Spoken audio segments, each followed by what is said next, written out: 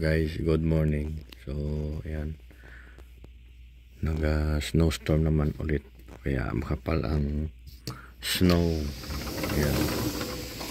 Ayan ang makapal na yung sa upuan na yan. Ganyan kakapal ngayon ang snow, guys. 12 to 20 centimeters daw. Ayon sa balita, ang kapal ng snow ngayon. Ayan o. Yun yung gulong. Yun yung bike ko. Lagay ko sa labas. Yan yung bike ko. Pang racing na bike. Binigay lang yan, guys. So palitin ng gulong kasi ano na, biyak na. Yan.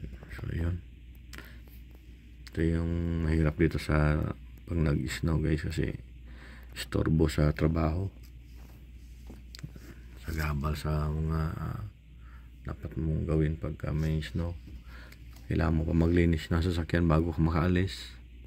Yan. Saka malamig yan, guys. Yan. So di natin alam kung hanggang kailan to.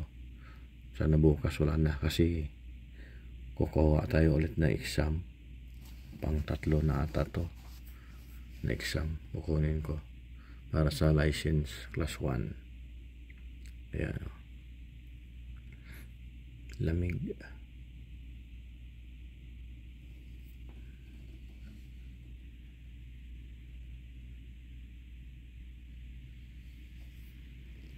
Kapal nung kagabi wala pa to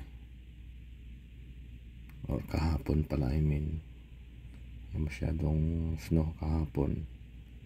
Nagbike pa nga ako kahapon tapos kagabi nag-start siguro to mga 10 or something, 11 like that. Start ang snowstorm.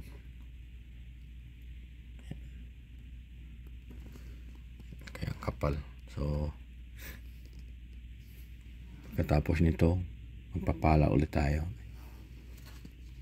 Papalain natin yung mga snow na yan, ibaba natin doon para malinis dito yung sana bukas wala na to. So yun lang, guys. Thank you for watching. Bye bye. Ingat lagi sa biyahe.